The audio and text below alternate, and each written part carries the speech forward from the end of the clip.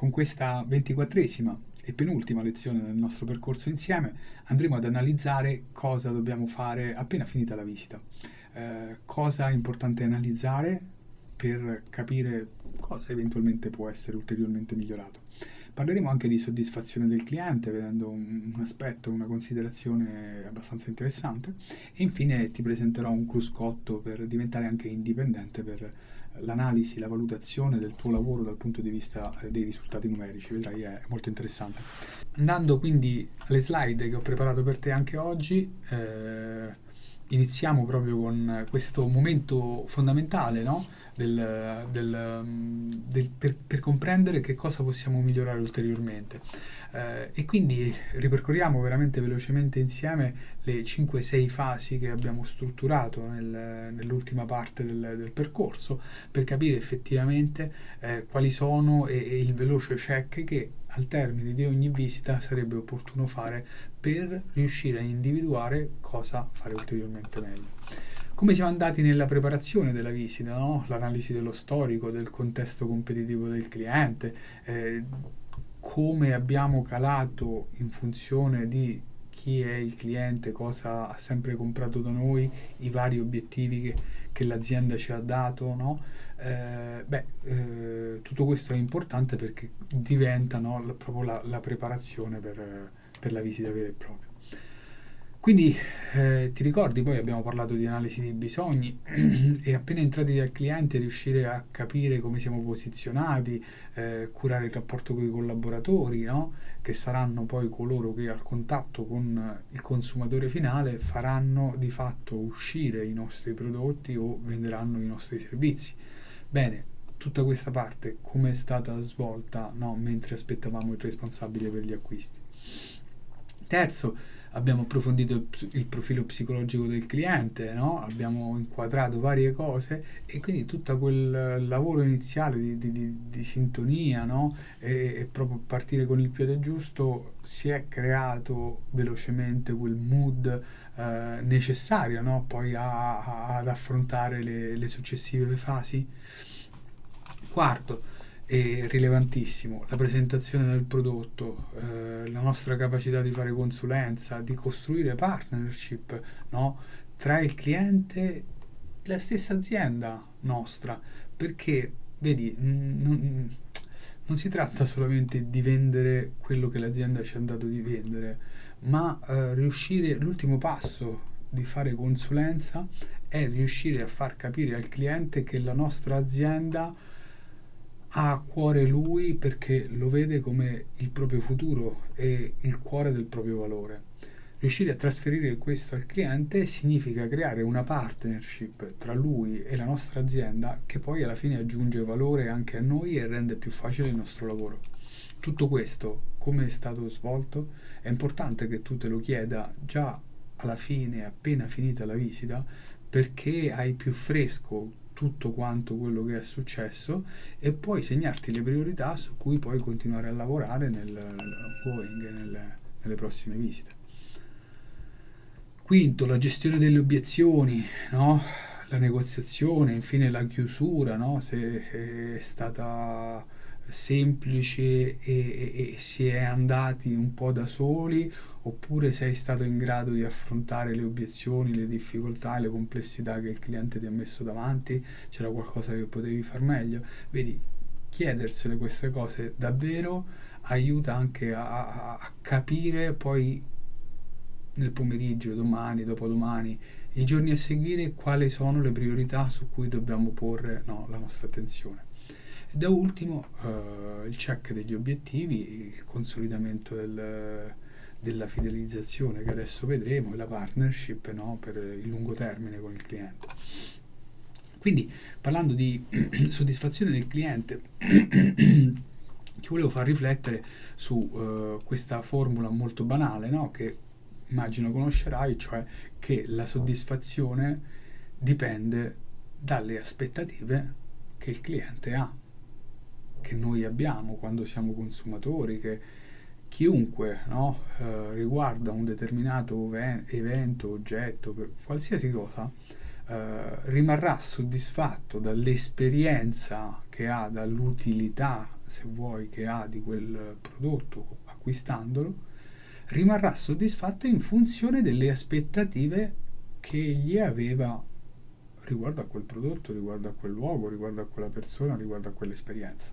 Quindi capisci, no, quanto è importante anche saper gestire tutta la fase di creazione delle aspettative, perché più siamo bravi a settare delle aspettative alte da parte del cliente nei nostri confronti del prodotto della nostra azienda, e più dobbiamo ricordarci che poi dal riuscire a matchare quelle alte aspettative dipende un pochettino tutto quanto il successo della nostra attività. Un aspetto interessante di questa cosa qui è che l'utilità può essere anche vista come incasso meno costo, no? Cioè se il nostro cliente compra per rivendere, no? E quindi fare del margine, ok? E la sua utilità, la sua beneficio nel comprare il nostro prodotto dipenderà anche da quanto appunto l'ha fatto uscire banalmente, no? Quindi ti ricordi che se dicevamo che l'azienda appunto oggi ci chiede compiti accessori connessi al fatturato, ma fino a un certo punto per certi aspetti, come ad esempio la formazione, no, dei collaboratori, o quello che dicevamo prima, no, la capacità di costruire una relazione anche con i collaboratori, no, siccome poi tutte queste leve, no, la preparazione del punto vendita sul nostro prodotto e la relazione nostra con i collaboratori che venderanno fisicamente il nostro prodotto, incidono su quella che è la reale uscita del prodotto dal punto vendita o la vendita del servizio al cliente finale, e capisci che tutto questo non solo fa parte della soddisfazione del cliente, perché va a creare l'incasso, la marginalità che il cliente prenderà dal nostro prodotto, ma va a creare addirittura valore per noi come venditori, perché il cliente a un certo punto si renderà conto che quella marginalità, quel fatturato, quelle rotazioni, no, di quel prodotto o servizio sono dipese anche da noi, dal lavoro che abbiamo fatto di formazione sui collaboratori, dalla nostra empatia e capacità di entrare in sintonia, no, col suo team, ad esempio. Quindi capisci che tutto questo veramente non è poi alla fine solo soddisfazione del cliente, ma è proprio il posizionamento del venditore su quel punto vendita. Venendo al cruscotto che ti propongo per renderti autonomo nel valutare il tuo lavoro, che ritengo sia una cosa preziosa, perché è vero che le aziende, no, ci mettono a disposizione i CRM, il business intelligence, no, e tutti i cruscotti del mondo che vuoi per vedere, capire, analizzare. Però delle volte anche sapere essere autonomi nel valutare il proprio lavoro quantitativo, i risultati, no, che stiamo ottenendo è importante. E tutto questo si può fare considerando semplicemente due parametri molto semplici: il target, e quindi il risultato rispetto al target, e il fatturato storico, no? E quindi il nostro andamento, il nostro fatturato attuale rispetto allo storico, allo stesso fatturato che l'anno scorso stavo facendo ad oggi. Sembrano cose complicatissime, soprattutto osservando questa tabella. In realtà adesso la analizziamo insieme e ti renderai conto che è molto semplice.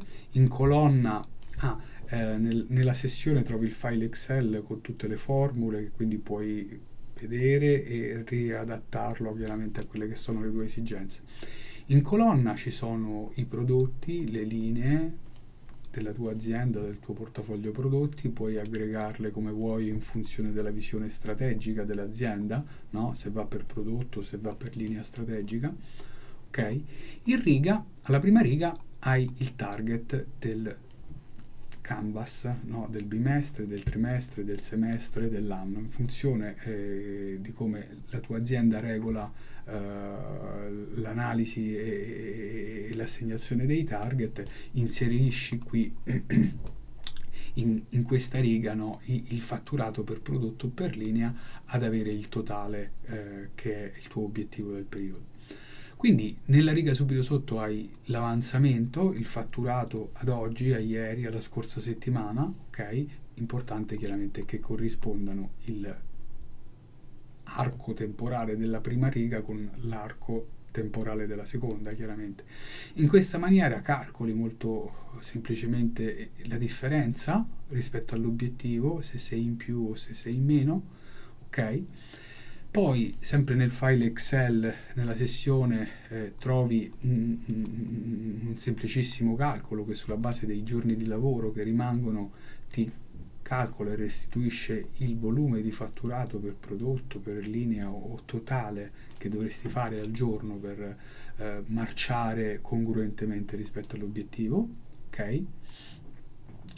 In questa linea, in questa riga target ad oggi, con le rispettive formule, hai calcolato il target ad oggi considerati i giorni lavorativi sul totale che sono passati nel periodo, ok?